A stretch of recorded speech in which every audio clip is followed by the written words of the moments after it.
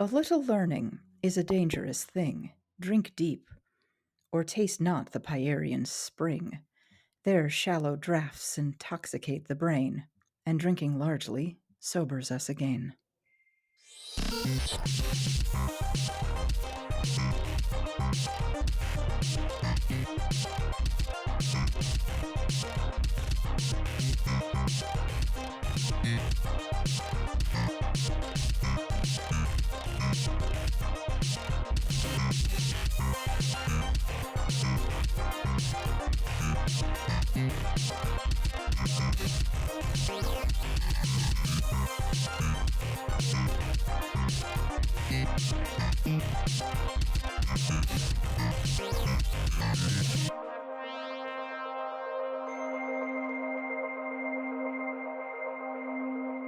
When a book comes out, the publisher or the author will often promote it by describing it as a list of tropes, identities, and references. Here is my new novel, A Groan of Stone and Bone. It has enemies to lovers, a chaotic bisexual, BIPOC representation, elemental magic, and tons of Buffy references. It's akin to any product listing. Here are the specifications, the dimensions, and the features. We understand why books are marketed like this. It's an effective way to sell products, and under capitalism, a book is a commercial product. But when the artist starts to think of the writing process that way, as a cobbling together of pre existing parts, you usually end up with unsatisfying literature. That's because art is not merely a product. Art is more than the sum of its parts. In this episode of Rite Gud, we are talking about why you need to take a holistic approach to writing. We are joined by YouTuber Lola Sebastian. Thank you so Thank much you for so much for having coming me. on. Now, could you tell us a little bit about your channel before we move on? Yeah, Sorry, go ahead. absolutely. We'll figure out the flow of conversation. So, I cover mostly literature, but all kinds of pieces of art. My channel is called Lola Sebastian. It's my name, stage name. One of my goals in starting the channel was attempting to bring a little bit of nuance and textuality to the video essay sphere. Not that it doesn't have lots of that from lots of fantastic creators already, but I find that a lot of people in my generation are very attached to certain moralistic, very objective lenses when it comes to art criticism. And I wanted to kind of do my part to shake that up a bit. Right, right. What do you mean by an objective That's a approach? great question.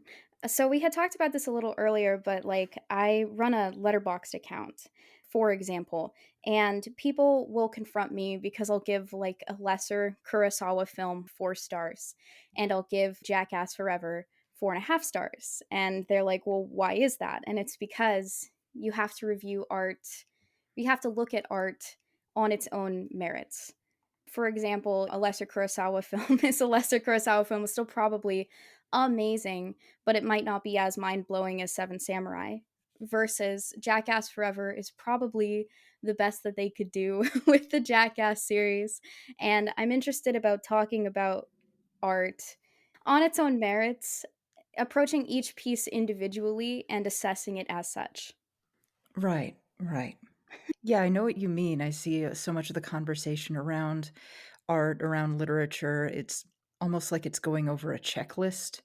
Like, ah, it had this trope, it's bad, or it had this identity, so that's good. But did they portray the identity correctly? And here's how I define correctly. And it's a weirdly bureaucratic way of approaching art. And I don't think it's a useful way to understand art. I don't think it's a useful way to experience it. And I don't think it's a useful way to help write it either. I think when you approach your writing that way, the work you create ends up being kind of bad if you manage to create anything at all instead of just getting this paralysis almost. Yeah, absolutely. And I know here on Right Good, you talk a lot about artist product, and I do the same on my channel, which is very different from what I do in academia. I'm only an undergrad. I'm currently applying to grad school, but I'm ambitious, I guess. Like, I've spoken at a few conferences and I've gotten a few works published in, not like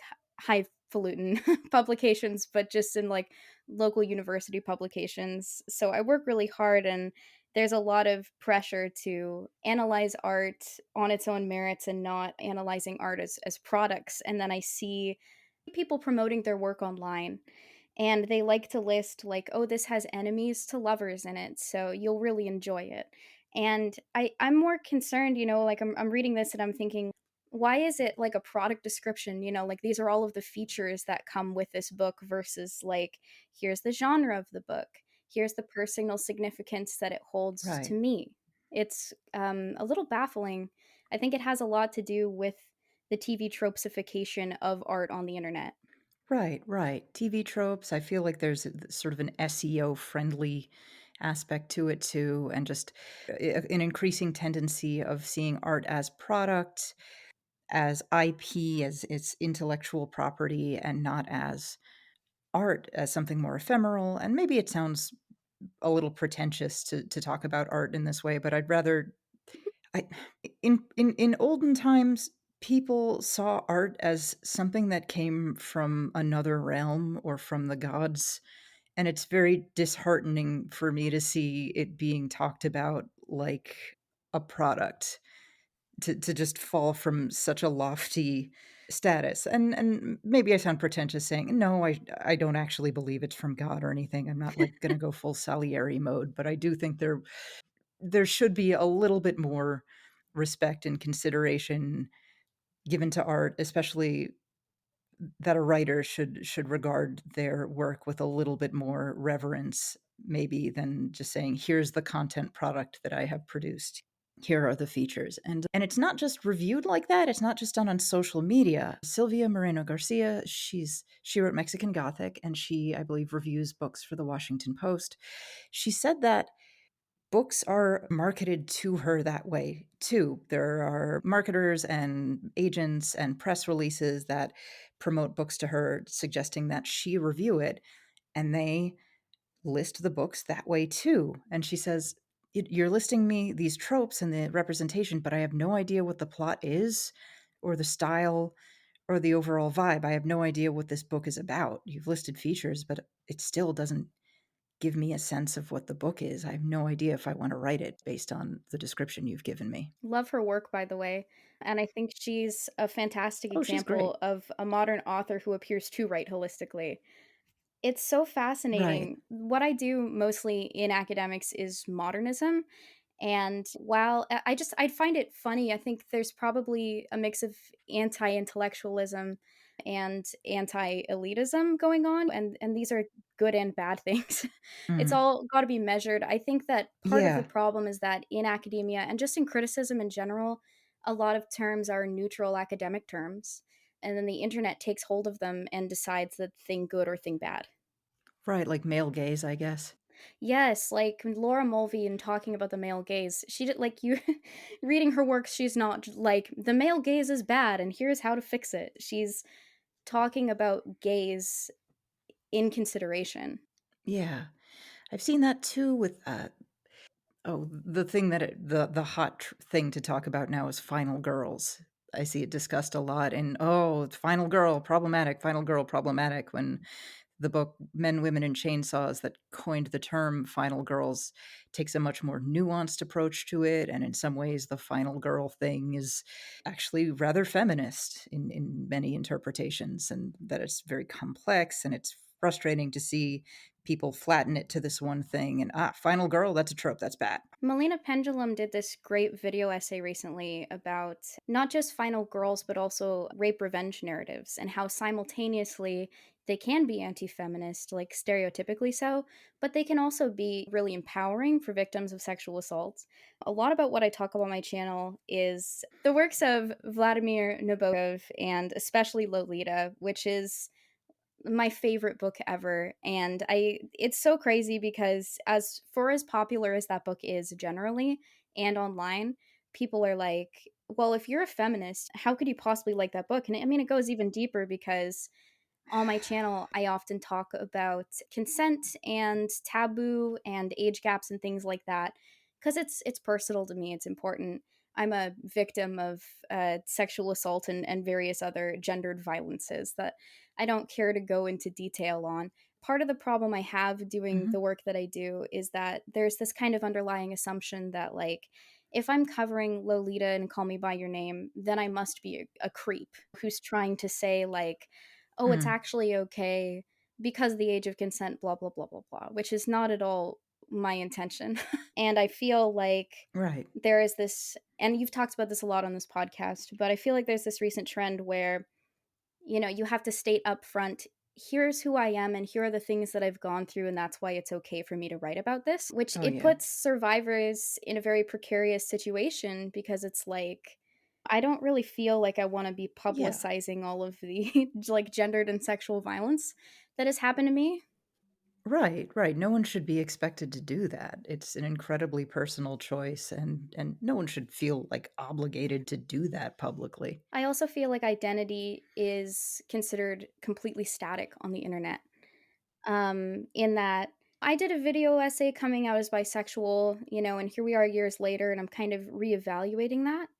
I keep getting all of these questions about why I came out as bisexual and why I might now be using different terms. And I guess it's just, for me, it's very indicative of the kind of black and white mindset that goes hand in hand with writing using tropes, where people are no longer complex and fluid and nebulous in identity. People don't change, people don't grow, people are essentially flat and not dynamic, but they fill certain roles. They're the final girl, and diversity in fiction similarly Yeah, doesn't seem to be fluid either. absolutely. So we've used this word before, we touched on it. Let's talk a little bit about the trouble with tropes, and we are going to talk about TV Tropes. It is a website that catalogs media according to tropes. How do we define tropes? Storytelling elements, let's say. The site refers to a whole lot of things as tropes that I think literature professors Oh, would use different absolutely. words to describe. Oh, here's a theme, here's a motif, here's a character trait. No, it's all trope. It kind of flattens it all into the word trope, which makes it harder to differentiate between any of it or prioritize it in terms of what your focus needs to be, and ends up making it kind of harder to understand and Absolutely, yeah. messier, I think. I think part of it is that when I read the works of Pauline Kael, for example, the way that she uses the word trope or tropey, she uses that word in a negative light. And like you said, academics Mm, are not going to call a theme or a motif a trope. It gets to the point where I see people shunning works that even have something that falls under the trope category, when really it's a right. motif. And it's silly because the people will be like, I've seen this Right. done before, and I'm like, yeah, it's water. It's one of the most basic elemental things in existence. That I just saw this water trope. I'm like, oh wow. Better throw out half of literature, I guess. Right, yeah, it just everything is a trope, like, happy endings are tropes, sad endings are God. tropes. I don't those are, like, the 2 kinds of endings, really. There's not if you decide not to watch a movie with or not to read a story with either of those tropes, that's all there is. Or deadpan snarker is a trope, like, "Oh, yeah, there's a sarcastic, quippy character in a work." That's what, are we supposed to just not watch a work with a sarcastic character in it? Yeah. That's bizarre. It's a bizarre way of looking at art. Somebody needs to go inform Shakespeare, to cut out Mercutio, for example, because he's a deadpan snarker. And well, the whole tragic gaze thing is one I struggle with, because people Mm, love to contribute, like, there'll be any work that is just about the hardships of existence as a queer person. It's not easy. right, I say this single-handedly, like, as a queer person, especially in older works or right. works that have historical settings. And then any work that is, Yeah, vaguely sad or tragic, people will say is burying the gays. And why can't the gays have any happy, cozy, fluffy works? But then I read these happy, fuzzy, fluffy works, and they're just not necessarily very literary or interesting. And I think it's because it's like, if we stopped looking at things in terms of tropes and started looking at them in terms of genre. Like, if there's a happy piece of yeah. work, that is generally interesting and fluffy and fuzzy and, dare I say, squeakcore. But the gay characters they're just the butt of the joke, and they're having the worst possible time. And everything that they have happened to them is like extremely tragic. Like, that's one thing. That's completely different, though, from a work being about the serious hardships that queer people go through on a daily basis. And then people are Right. like, "Oh, they're just burying their gays," especially if it's a gay author who does it. Right, like, if you're a gay author from the '80s and you're just writing a book that reflects the reality of your existence, you're gonna bury a lot of gays, unfortunately, because that's how shit was back then, and it sucks, but it's dishonest not to, and it's, I think, kind of cruel to take a work of art by someone who survived or even didn't survive that era and you go, "Oh, it's problematic. Too many burying the gays. It should be Absolutely. happier." Like, well, this is a person who's Right. speaking their truth. How can you condemn that? Gosh, it just kills me too because I find that a lot of that fuzzy pride, if you don't love yourself kind of stuff is it doesn't really resonate with my experience, and it's getting to the point where I think it's kind of Mm-mm. taboo to say that you're not having a good time all the time. If you are of a Yeah. marginalized identity, and this doesn't just affect queer people, like, I have a lot of really close friends who are people of color who will write about how difficult their experiences are, and then other people will say, well, that's trauma porn. Oh, I hate that expression. Or they pull up TV tropes quite literally and they'll start going through and saying, you're leaning into this stereotype and that stereotype, when really they're just, but of course they don't say stereotype, they say trope. It's this trope and that trope, when really they're just speaking about how difficult their experiences are. And it's a little baffling, I have to say. Yeah, it's baffling. It limits the expression of marginalized people, and it's a crummy way to look at a work of art, and especially in terms of bury your gaze, that trope. I'm thinking of some of the most compelling heterosexual romances, and we've got like Romeo and Juliet. Well, they die. Yep. Titanic, Jack dies. Fucking Wuthering Heights, Catherine dies, and Heathcliff spends decades just going insane. These are great, great, great romances that where at least one of them dies, and they're great. People love them, but if you wanted to do something equivalent same sex, would you be accused of, oh, that's bury your gays, that's bad? It's like, but that shit's interesting. That's so much more exciting and compelling than people blandly holding hands. I completely agree. And it's so interesting. For example, I just, one of my profs, he's an expert in Othello. And he's really Mm. interested in looking at the intersections of identity in that play, especially in the character of Iago, who, if he's not gay, what's his deal is, I think, the most crass way I can say it. But a lot of people have fought back on that interpretation because they're like, well, that's problematic. Like, if he's gay, then he's a problematic gay. And it's just kind of funny to me because I'm like, yeah, he's also one of Shakespeare's greatest villains. He's extremely entertaining and he's beloved, and I just see actors fighting each other constantly to play him. So I think we sacrifice interesting characters in order to have good representation, and I know that it's not a very internet friendly thing to say. And I've definitely gotten in hot water for saying things like it a lot on my channel and on social Right. media. Yeah, for a great example is, oh man. So I did this video essay on Call Me by Your Name, which inherently a lot of people were upset Mm. about. I will say overall the reaction to it was exceptionally positive. But I did have a lot of people say Call Me by Your Name is problematic because it falls under the following tragic gay tropes, etc. Because it ends up with Timothy Chalamet weeping at the end. And then there are a lot of people saying, well, conversely, if you're looking for a similar story, Luca is really good. And I was just kind of Ugh. like blown away by that because I was like, I guess technically these two stories contain a lot of the same tropes. They're both set in Italy in the summertime. They're both about a romance, I guess, not Luca, but they're both about a very close kinship, friendship, something that blossoms between these two men. But I'm like, I can actually not think of any works that could be more different, to be perfectly honest with you. But there was all of this comparing of, and I wish I could just pull up TV tropes, to be honest, on my phone.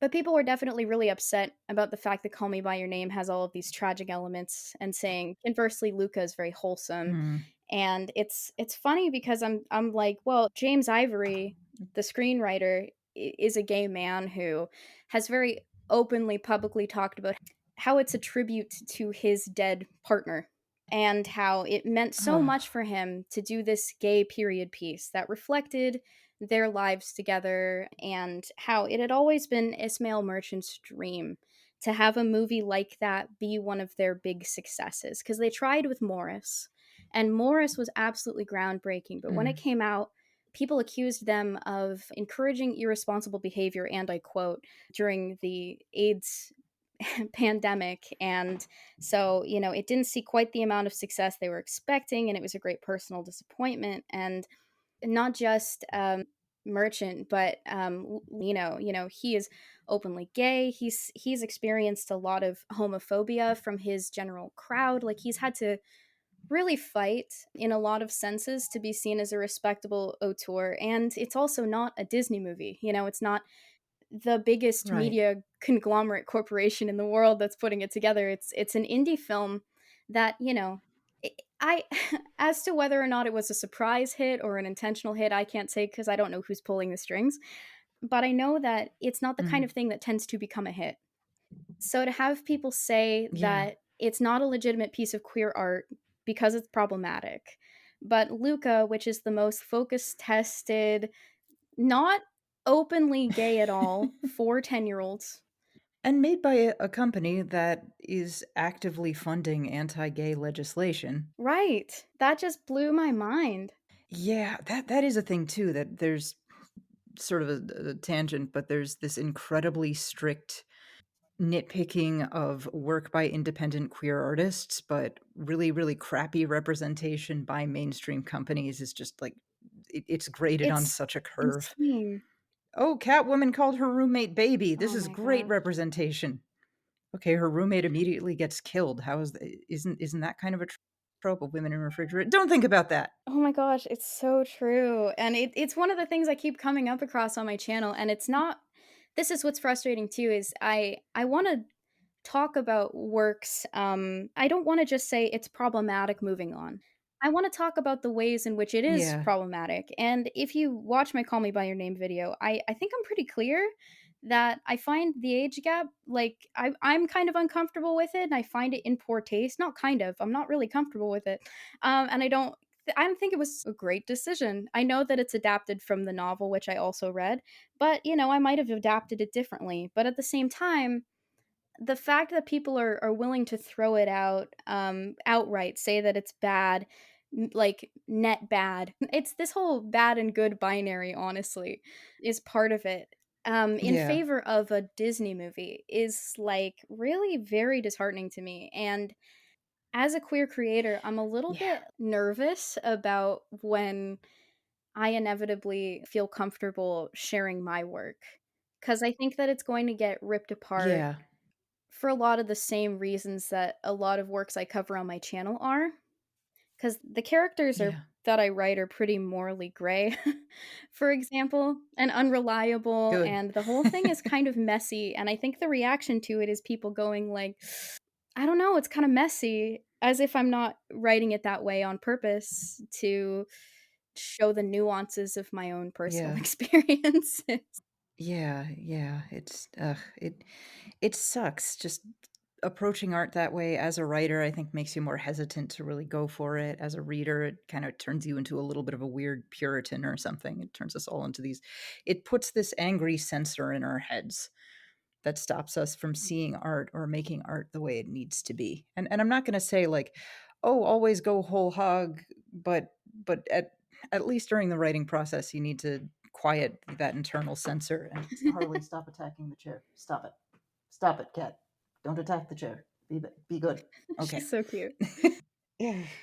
Right, right. And it's just a terrible way of thinking about art. But let's try and examine why it got to be that way. I mean, my theory is just very straightforward in that TV Tropes is free and accessible, and getting a BA in literature is not free and not very accessible. And there's a much higher barrier to entry in terms of serious discussion of literature versus here is effectively a Wikipedia. No, I completely agree. I think The internet has been kind of disastrous, but it's not just the internet's fault. I think we need to consider the fact that academia hadn't still hasn't really responded well. No.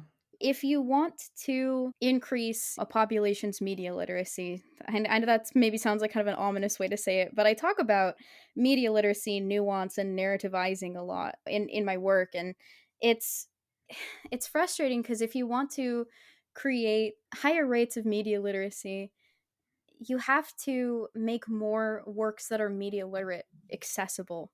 Why Hmm. would people pay $15 or whatever it is to download an article on JSTOR that might be just awful, basically written in a way that is like extremely confusing, and when they can just go to TV Oh, tropes and yeah. it will give them this rush of satisfaction. I think a lot of it is this dopamine hit. Yeah, it makes you feel really smart. You go, "Ah, I recognize that trope. Yeah, I feel good. I feel smart now." CinemaSins has it down to the ding. You know, it to me, it's almost like Pavlovian at that point. It's so rewarding to Oh, yeah. watch those like, and they don't hold up because we've kind of grown out of them. I think just as a general audience, especially in my generation. But watching that early 2010s media criticism on YouTube is so it's so rhythmic and entertaining. It's almost like baby sensory videos.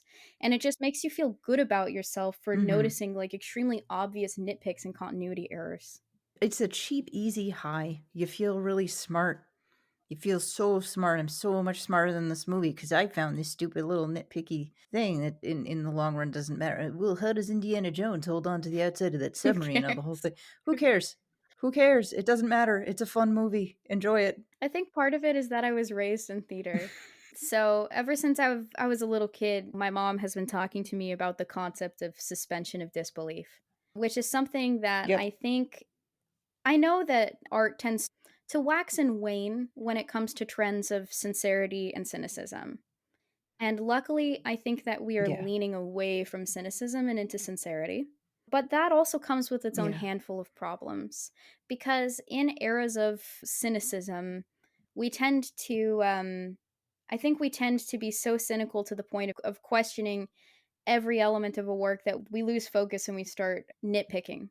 But in eras of wholesome, straightforward, sincere art, and of Yeah. course I use wholesome with massive quotation marks. It becomes very conservative, and I also feel like there is this moral puritanism that it actually, in my maybe warped opinion, goes in the face of ethics. Yeah. I think a huge part of being an ethical person is being able to engage with ideas that are complex and problematic and not being swayed by them, but understanding who your opponent is and what they think and understanding Yeah. how things got to be the way that they are. I think a lot about degenerate art. And when I look Right. at the lists of things that are considered degenerate art, it reminds me historically, it reminds me of posts I see on Twitter of people saying this work is problematic because it has barrier gaze. And Mm. obviously, two very different political opinions. I'm not trying to equate Twitter leftists with Nazis at all. But what I am trying to say is that moral puritanism on any side of the political spectrum can be really detrimental to art. Absolutely. Absolutely. It's detrimental to art in terms of understanding it and also in terms of writing it. Yeah. It kills the writing process. In this episode, I'm linking at the bottom to a video where a writer explains that she used to be way too into I TV saw tropes that. to the point where her process would be while trying to plan a story, she would start by listing tropes and then throwing out the tropes that didn't go together. That was really baffling to me. Shocking. Not, okay, here are my characters. Let's do a character driven narrative. Just, well, this trope doesn't match that trope. Like, what on earth? What a You strange know, way to write something. it's it's It, shocking because I try not to when I approach art care too much, I guess, about the education I've received. Mhm. As in, I don't think that you have to, God, no, you do not have to go to like fancy creative writing workshops or whatever. Not saying that I have. I'm just Not saying at that all. if you want to be a serious writer, it's not necessary at all. And I actually agree with a case that you've made in a couple of your previous episodes about how a lot of work now, popular works, like when I read anthologies and collections and whatnot, seems to be very middling. As in, you're not really getting Mm. the highs or the lows of people who don't have any training or people who have all the training in the world. I think this is because there's no such thing as not having training anymore because of the internet. I think that people are less willing to take risks because they can Google how to write good, and then what they're going to get is the same kind of advice over and over, like cut out all of your adverbs and don't use the following tropes. And so I think that Right. the weirdly, it's like the baseline hasn't gone up, but it hasn't gone down. It's kind of middled out where everything reads as like extremely competent, and but also just kind of has this fear about it. Like no one is really excited to experiment anymore. Yeah. Yeah, it's bleak, and, that and, I've also got this feeling about TV tropes in that it doesn't really teach you to write. It doesn't teach you to analyze, but No. it doesn't teach you to write, and it's almost like learning to cook by reading the list of ingredients on a package of Oreos. Yeah, that's a great that's a great way of putting it.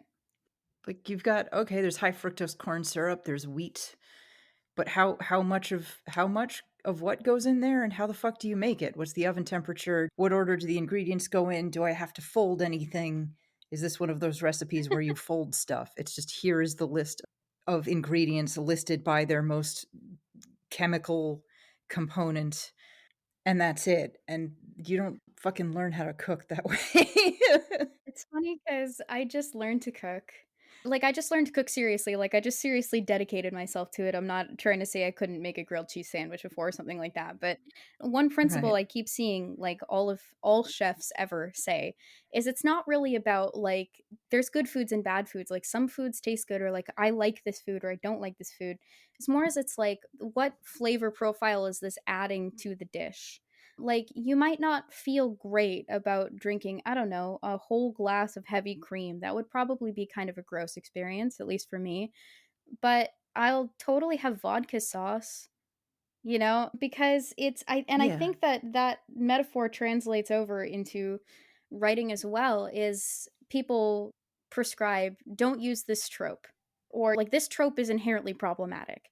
I think more so it should be like this trope needs to be used in the right context by the right people and then it can be amazing. Like Mm. cuz when we say for example, well, no more rape revenge stories.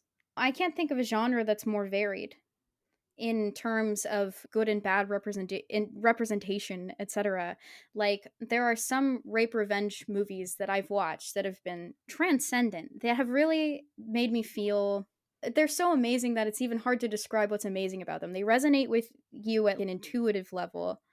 And then there are other rape revenge movies I've watched where it's just like exploitative.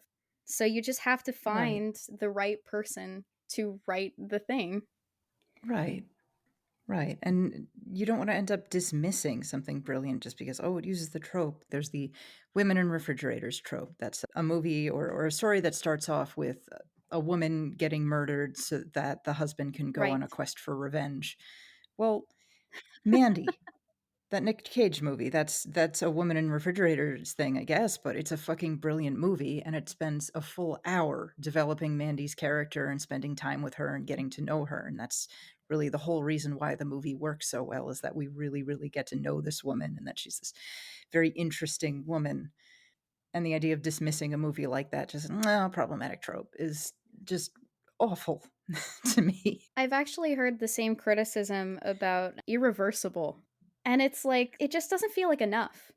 Like, the discussion just kind of starts and ends at problematic by virtue of having this trope, by virtue of woman hurt, movie bad. I think when it comes to works that resonate with us on such a deep emotional level, that provokes such a strong reaction in us, it's worth analyzing further than that, because a movie like that can be extremely powerful or extremely traumatizing to someone.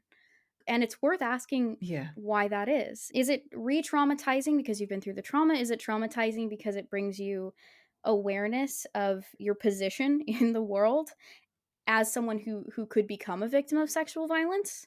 Does it remind you of something you'd forgotten about? Does it remind you of something that wasn't sexual but was violent that happened to you?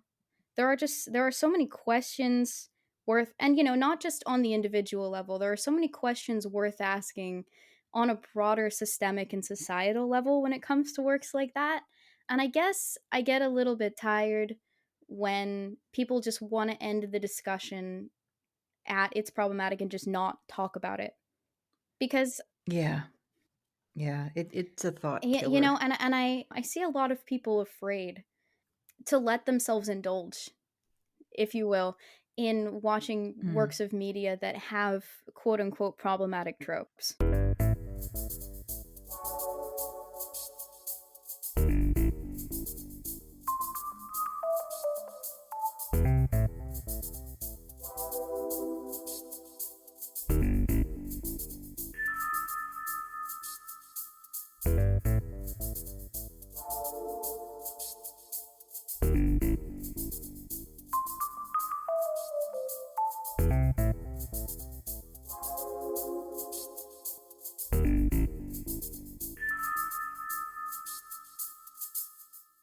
So, Oh we're going dear. to play a very short game.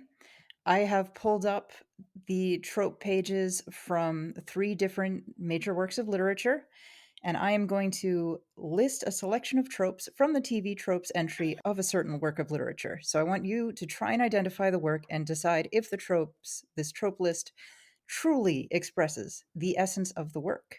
Great. So let's start with work number 1. Here's a partial list of tropes: author avatar, big brother instinct, butt monkey, elegant classical musician, low speed chase, ungrateful bastard, baleful polymorph, world of symbolism, youngest child wins. So I actually ended up perusing TV tropes for a couple hours yesterday in order Oh to no. be here. And yeah, it is definitely a void. Weirdly though, I think I know what this one is. Um it isn't Okay. it gosh, I'm looking through this list, thinking about this list. Um, Butt Monkey, isn't that a character that just gets shit on constantly? Yes. Ungrateful bastard. Baleful polymorph, isn't that when a character is transformed into something unwittingly? And Yes. youngest child wins. Yep.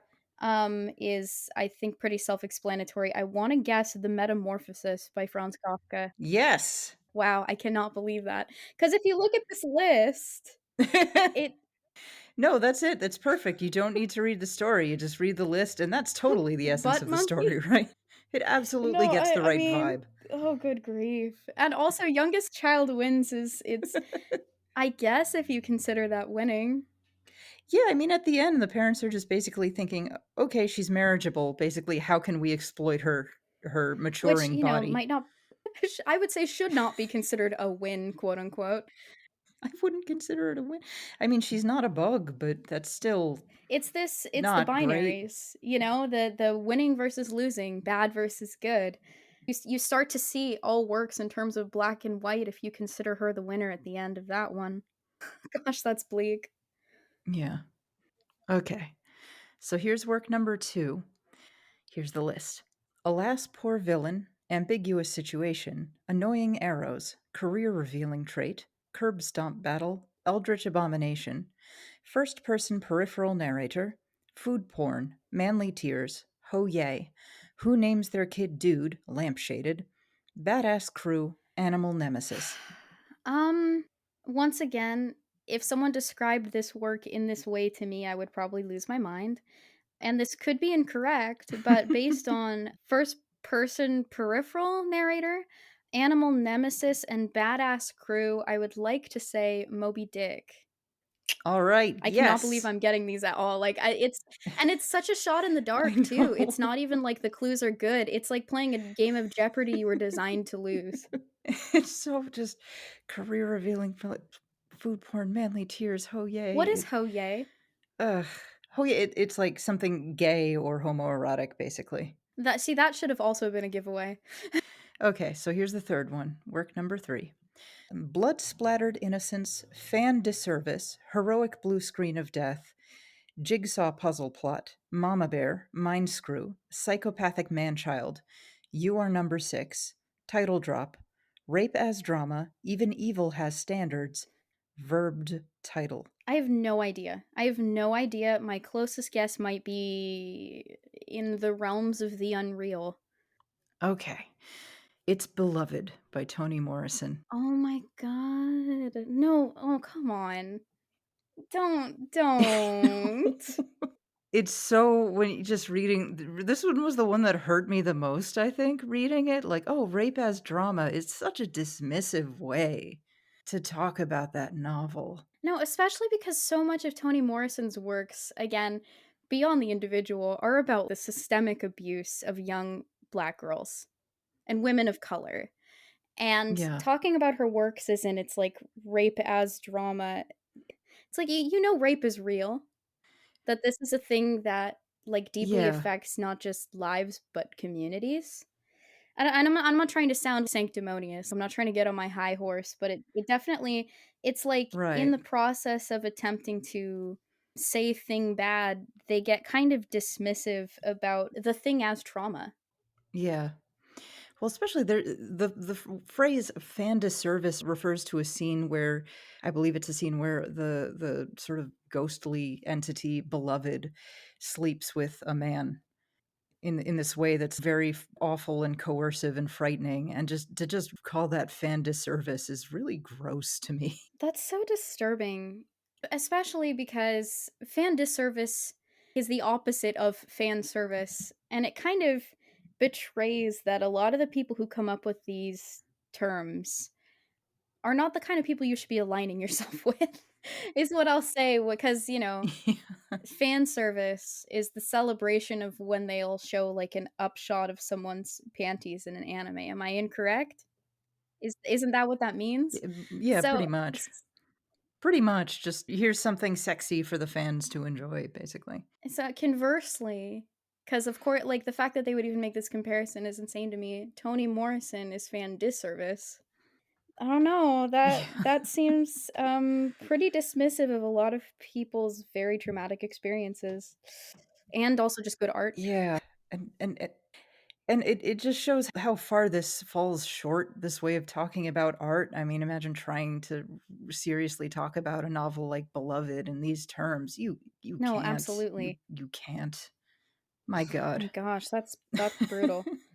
So so that is, just a brief illustration of why you have to go beyond TV tropes when you're talking about art. Ugh. So, that's enough about TV tropes. Let's move on to another bit of, pack rattery and this features instinct.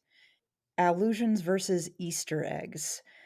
Now, allusions are normal in a work of literature. Just about every work of literature Absolutely. uses an allusion to something. But in contemporary geek fiction and contemporary geek film, there's a real fondness for Easter eggs, these little things that are cute little shout outs to other properties for the audience. And they're kind of fun, an Easter egg. Oh, I recognize that. That's C3PO in the background of the scene. Oh, that's kind of fun. Nothing wrong with that. But what's the difference between any old reference and an allusion? Both involve talking about another thing in your thing. Allusions are a little more covert. They might not directly name the thing being referenced. Allusions recontextualize the thing they're referencing and give it new implications and new meaning. And an allusion also builds on the text it's used in, enhancing the meaning and themes if the reader picks up on it anyway. Like the many biblical allusions used throughout Moby Dick give this story a greater significance to tell you this isn't just about a fish, okay? This is about something much bigger. Gosh, I love that book. It's brilliant. It's wonderful. It's a beautiful novel. No. Easter eggs kind of don't do that. They're just it's just that little dopamine hit. Look, there's R2D2. There he is. Okay. And there's nothing wrong with that. They're fun, it's a fun little thing to put in, but there's this thing that happens, I think, with geeks. They have a hoarding instinct. They have this need to hoard stuff, to hoard Easter eggs. And you know how, like, a hoarder, it's the psychological condition where you lose the ability to distinguish between an object that's valuable and an object that's worthless. And you start holding on to everything, whether it's an antique watch passed down from your grandfather or it's an expired can of beans. And I think geeks have this hoarding Easter egg thing where instead of using allusions to gently build on their work, they just hoard Easter eggs because that's what you do. You buy as many Funko Pops as you can. That you show how smart you are because you can reference all of these things. Look, the number 42 is in here. Isn't that clever? Well, does this add to anything? I see you're referencing Hitchhiker's Guide to the Galaxy. Is this a way to talk about the absurdity or the sort of comic nihilism of that book? No, it's just number 42. I've been thinking a lot about these little dopamine hits that the internet, but also these big media corporations are obsessed with giving to their audiences. Part of that is because I'm a really big fan of the works of scholar Dana Boyd, who I totally recommend everyone listening to this check out.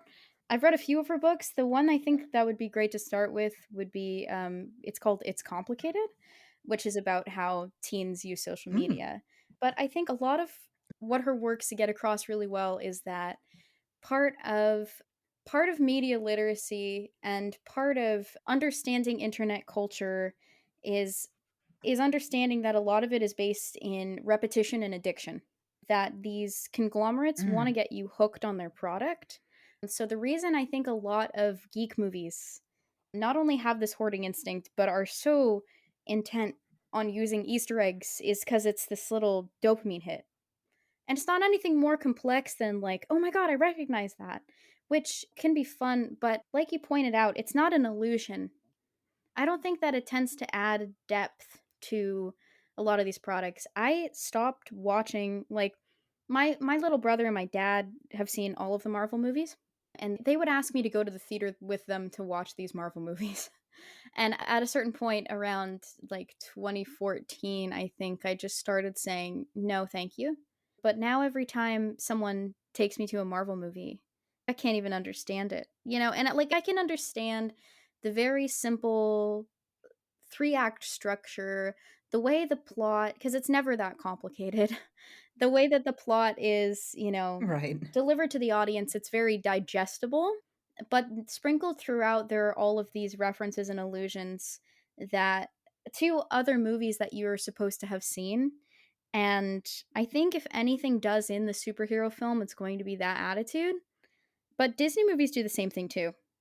Disney movies are constantly Oh, referencing the yeah. Disney brand. It's like you're not part of the club if you don't understand. And this is kind of Yeah. baffling because I grew up watching Disney movies and reading comic books.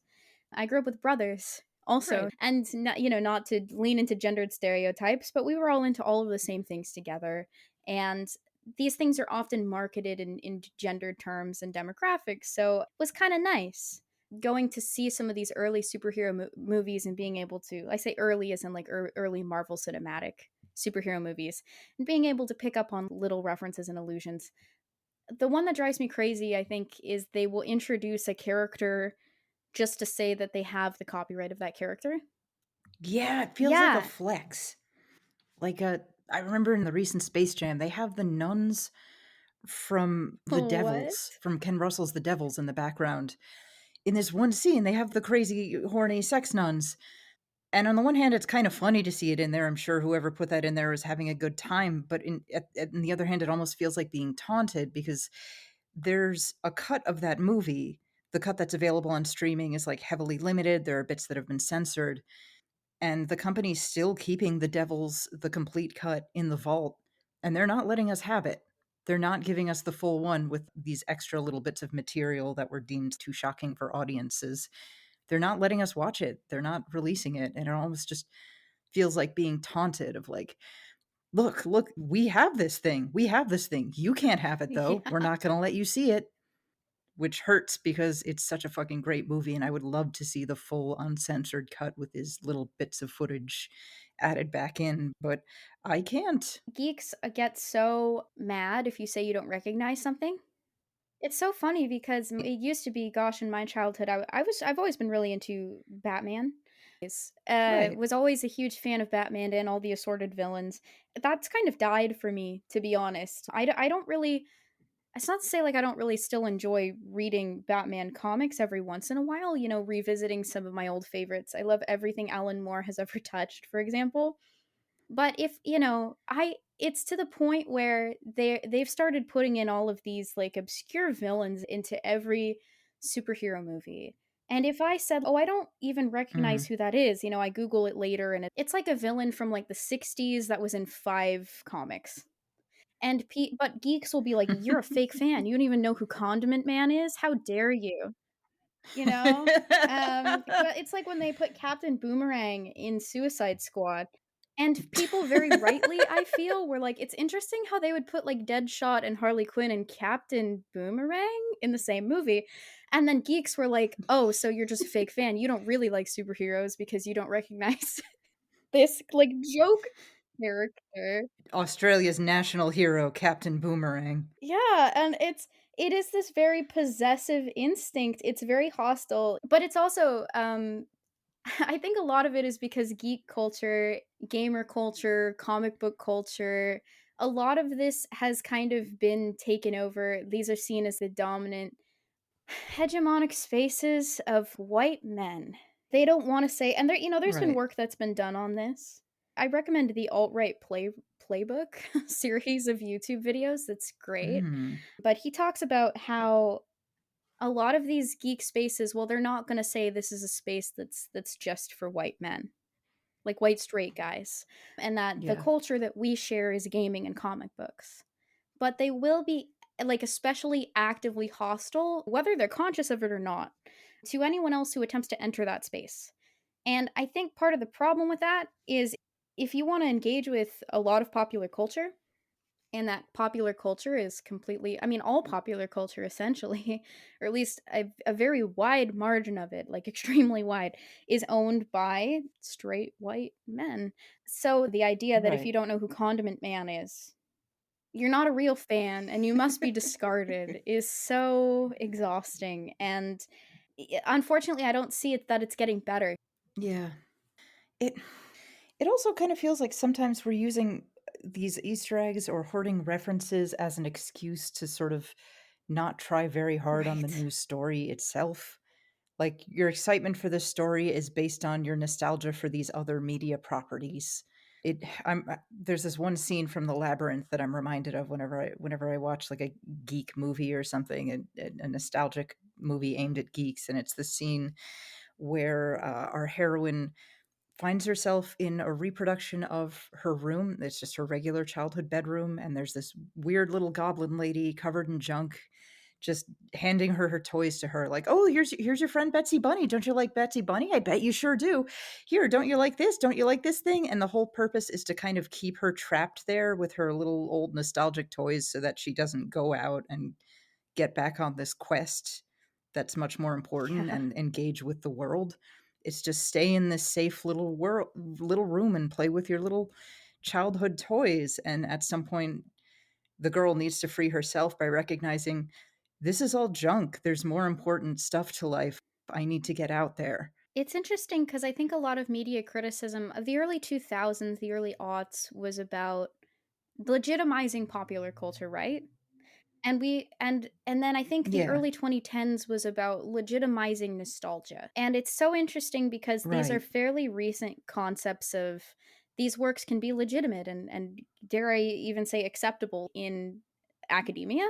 But just in the right. broader world of media criticism, poptimism is a new concept, relatively speaking, compared with things like postmodernism, modernism, structuralism. You know what I mean?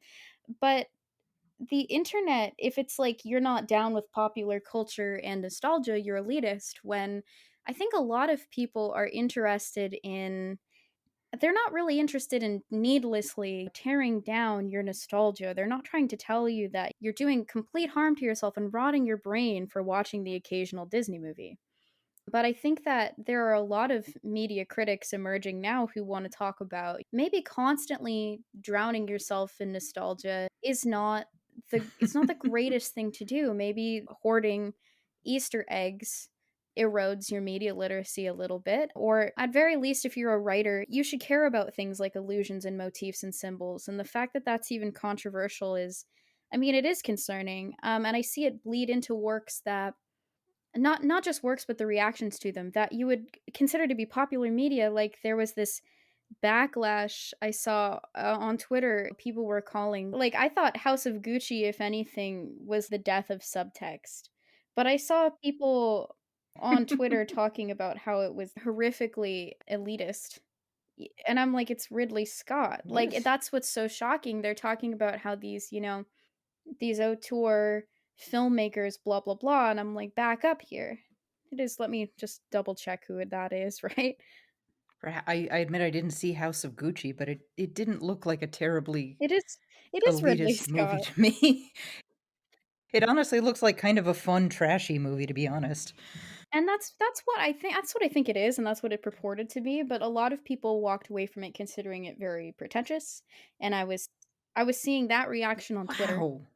And I was really just I was Huh. surprised because I was, people talking about Ridley Scott, that he's this auteur filmmaker, and it just made me think, is it because this movie isn't a franchise? Is it because it's not part of a franchise that it's like a fun trashy? Because you're talking about the guy who did The Martian, Alien, Blade Runner. These are good movies, but they're also definitely popcorn movies. They're popular movies. Thelma and Louise is a great movie, but it's also not like this like little indie darling. Like, Right, it's not that cerebral.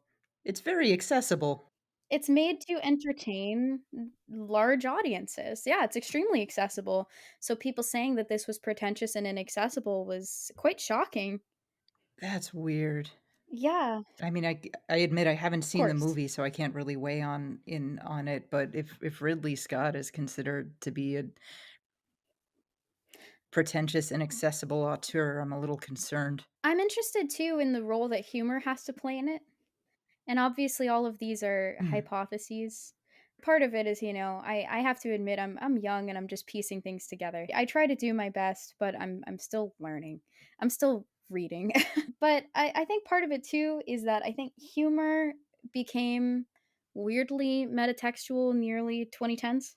I'm seeing a lot of comments about the new Batman movie of people saying it's the first movie they've seen in a long time that doesn't use a lot of jokes that sound Joss Whedon-y. And I don't know if you can Hmm. attest to that because I haven't seen it, I don't really remember which is jokes. in I itself an accomplishment. The movie left gave me this profound feeling of fatigue, so I don't recall laughing at the time. It was very strange. I was just felt incredibly tired watching it the whole time.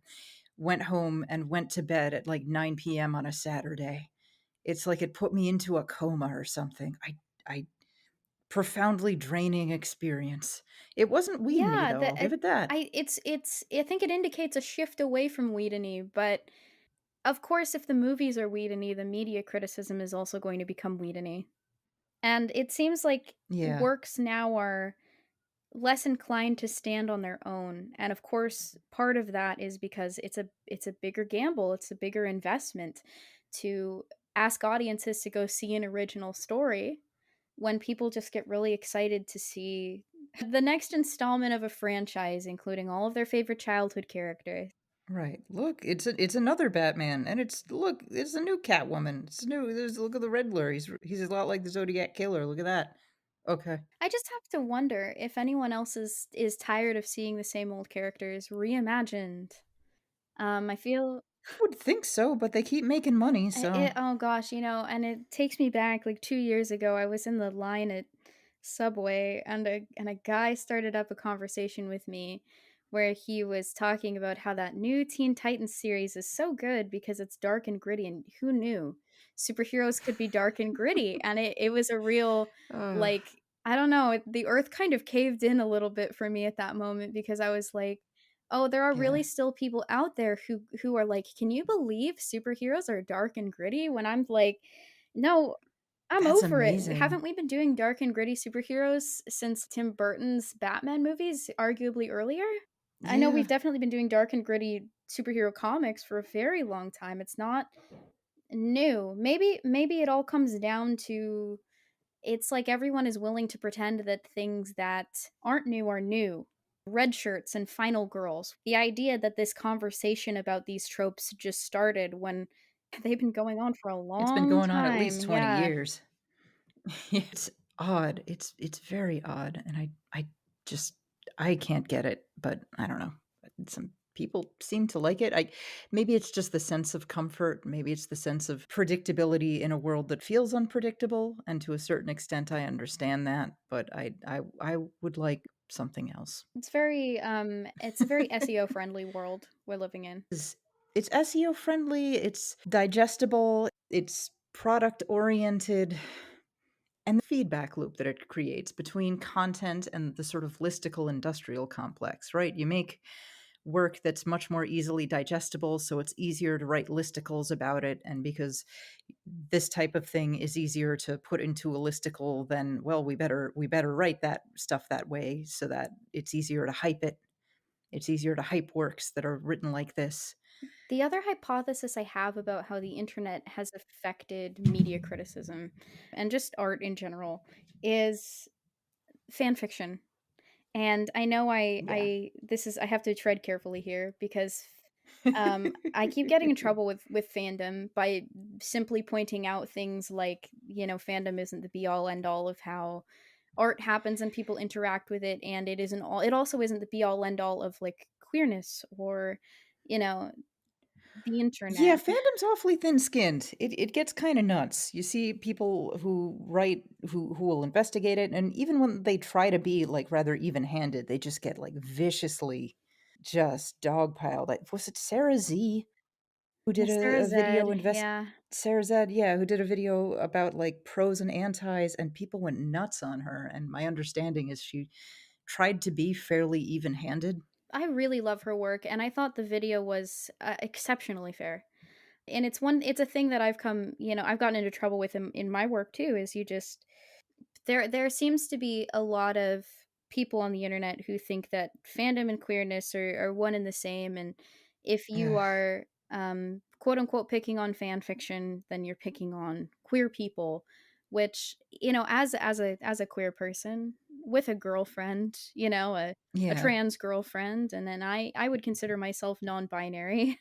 I'm in this constant learning to know myself and understand myself and what my gender and my sexuality is, so that could change. But people saying that I must hate queer people, a part of it also Yes, is, I ridiculous. think, my background. Like, I was straight up, like I said, I was raised in theater, and my mom's friends are all like, they're all queer, it's Portland theater. It's very hard to know people in that scene who are like cisgender and heterosexual. So I definitely grew up in a very diverse environment.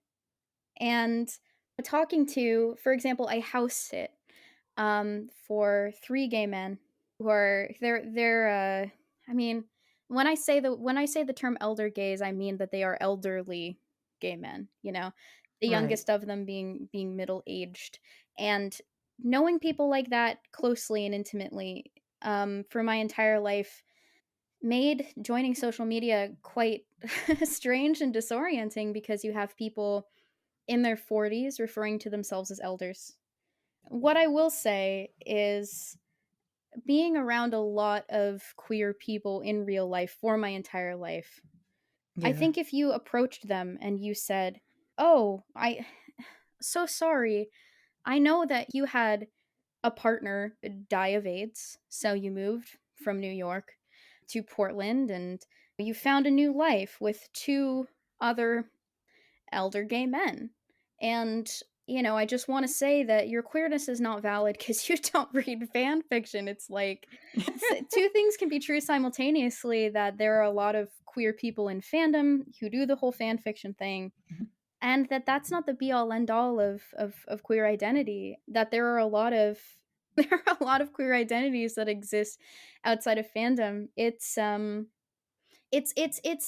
I get very uncomfortable with the idea of tying queerness to fandom because fandom is inherently kind of a corporate thing. yes, And absolutely. I really like the idea of tying your identity as a human being, your sexuality, your gender identity to corporate intellectual property. That's deeply disturbing, giving a part of your soul over to a corporation like that. I did this whole video on how I mean, just to put it in the most crass terms, see a lot of myself in the music of Sufjan Stevens, and therefore it's made it easier to figure out my queer identity. And it seemed like a lot of the reaction that I got to that video was people who didn't really seem to understand. Cats are so cute. Hey, calm down. Calm down, buddy. It's so cute. Didn't really seem to understand that you can connect with art and an artist on an individual level, and you don't have to be a part of a fandom. I'm not a Right. part of a fandom for a singer-songwriter, if that makes sense. Like, it's not the same kind of structural fandom as something like S Super Hulock. I know what you mean. Like, I'm saying this as a person who writes. I love it when people read and appreciate my work, but the idea of having a fandom that follows me makes me feel queasy. I really legitimately would not want that. This isn't to say that, no, it's no, so true. This isn't to say that, singer-songwriters don't have fans. But Right. the idea that fans and fandom are the same thing. So maybe some singer-songwriters have fandoms, but Yeah. the reaction tended to be very fandom-y in a way that I found disheartening because I was really more talking about the fact that, like, a lot of the experiences that he is writing about mirror my experiences, and therefore I feel like I'm beginning to understand myself better. And people started correcting me on ways that I had attempted to translate those thoughts and feelings into terms the internet might be familiar with. Mm. And it I yeah, so I think about tropes a lot. Yeah. I have this constant thinking about Ready Player One going Mm. on in my head, and how, say what you want about that book, that movie, but I do think that it very much reflects the world that we're currently living in, even though it was written earlier. It does. I'm not a fan of the movie, but it does reflect it in a horrifying way, I No, think. exactly, and I'm not a big fan myself. And but, I think that's because the movie almost showed us the ugliness of the world that we live in and said, "Isn't this great?" A lot of the work that I Yeah. do academically is on T.S. Eliot and The Wasteland, which is a whole can of worms. First of all, I will say that I think the way that people interpret a lot of classic art, and it tends to be in terms of this is what this author was trying to say and therefore I don't like it, Ugh. which I don't. There can be a dominant interpretation to a piece of art. I think the dominant interpretation of Lolita, for example, is shifting, or has always been. Humbert is a bad person. He's the Yeah. protagonist, but he's not the hero. He's the center, but he's not who you should root for. But at the same time, I see a lot of people take very strong positions on these early modernist writers who are writing about how something seems to be lost in terms of art is no longer considered from the gods. It's no longer considered divine. It's no longer considered heavenly. And, I agree that it can sound a bit pretentious to wax poetic about, like, it's so sad that we don't treat things as individually affecting anymore, and we don't treat them as special and important. But I also see this digestibility of not just people writing with TV tropes, but just the way that social media takes pieces of art and cuts them down into snippets. On the note of Sufjan Stevens, one of his songs became a TikTok trend Hmm. like last month, but in the worst way possible, because it was his song 4th of July, which is about like grieving the loss of his mother, and they had a complicated relationship. And they turned it into this just girly things, the feminine urge to wear high-heeled boots, Ooh. but they took this snippet of the song and they turned it into that. And it was this kind of weird dystopian moment for me. This isn't me saying like that art should be sacred, but it's just if I wrote a song about grieving over the complicated relationship I had with my mother that must now come to an end. And then I saw that people were using it as a TikTok trend to be like, "Yeah, I love to go ice skating in the winter," or something like that, you know? I Yeah. or, the memification of it was it just felt so grim because, yeah, while I don't think that we should treat art and artists like they are divine, it's like people equivocate that with having any basic level of respect. Right. So someone can bare their soul, you know? And then people just turn around and same thing happened with Mitski and continues to happen Yeah. with Mitski. She's singing about her uniquely Asian American experiences. Your Best American Girl is it did itself also get turned into a TikTok trend where there were these girls that were like, "Well, I'm not the moon, I'm not even a star," and I was, and they were like blonde and very white, and it's like, well, actually, you are exactly who she's singing about not being like in that song. You don't get to just say that that song is about you. But there is this kind of when artists and art gets fandomized, I think there tends to be this kind of digestible nature where everyone just starts saying, "This is about me." And it's like, no, it's not about you.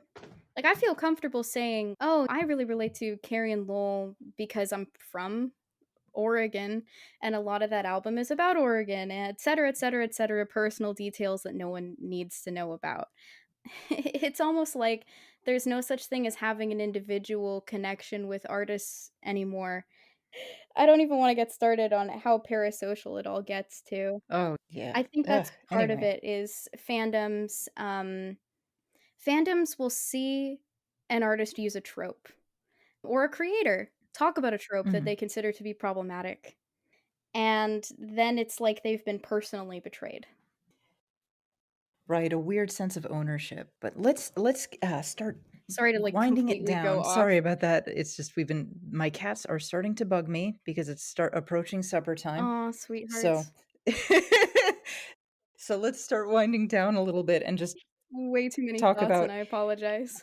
I wrote, like, so many pages of notes. let's just try and talk about how to get away from that, how to escape that weird mindset, that hoarding mindset, just how not to be like this, how to stop talking about media like this, how to step away from TV tropes and explainer videos and cinema sins and criticism that does this to your brain.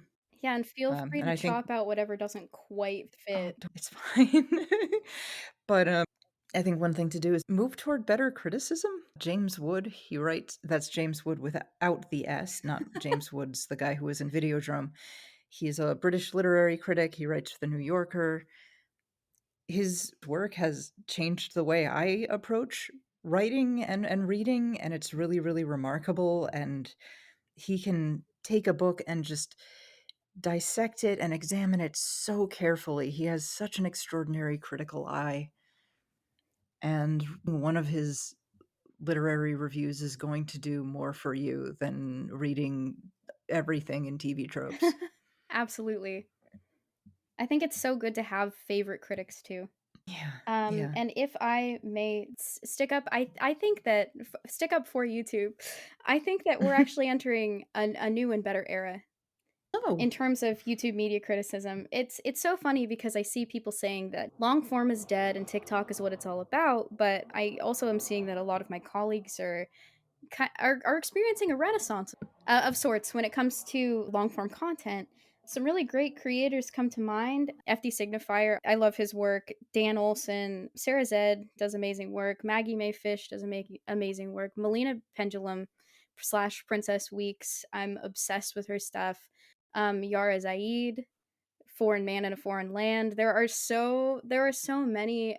Oh gosh, Cheyenne Lynn. There are so many. Like I could go on and on and on and on about all of these amazing creators right now who are active and creating long form stuff that completely you couldn't even put it in the same category as CinemaSins or Doug Walker. it's really refreshing to see art discussed in a way that's a lot more nuanced and complicated. Horror Tagline. people are pretty good about I that. love the best people. Think a thing to keep in mind is style and vibes over tropes and Easter eggs.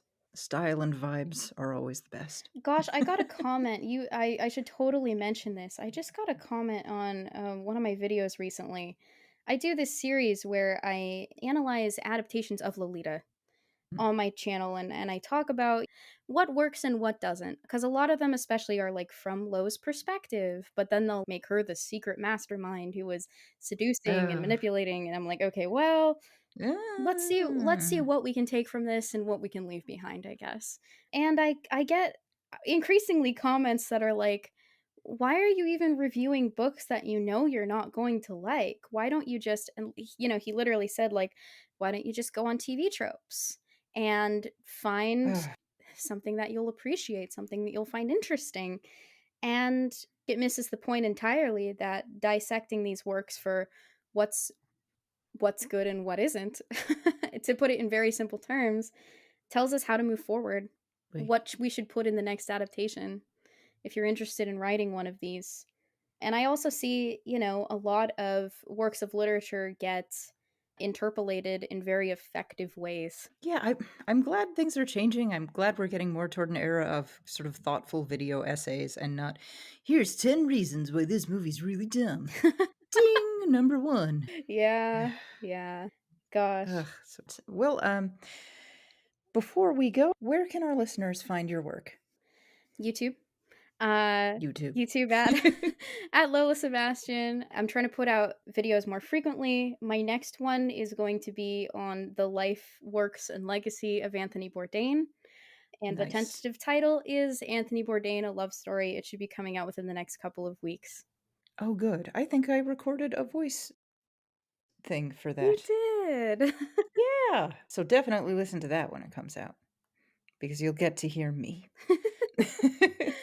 All right. Well, thank you so much for coming on. Thank you so much for having me, even if I was a little bit all over the place. Tangents are good. Anyway, that is all for this episode. If you like what you heard, head to patreon.com/Rite Gud and subscribe. Until next time, keep writing good. This has been Rite Gud with Raquel S. Benedict. Hosted by Raquel S. Benedict and produced by Matt Keeley for KS Media LLC. Theme song by Surgery Head. This has been a Kitty Sneezes production. For comments and concerns, please write to us at writegud@kittysneezes.com. That is RITEGUD @kittysneezes.com. If you'd like to support us, please visit our Patreon at patreon.com/writegud. kittysneezes.com in color.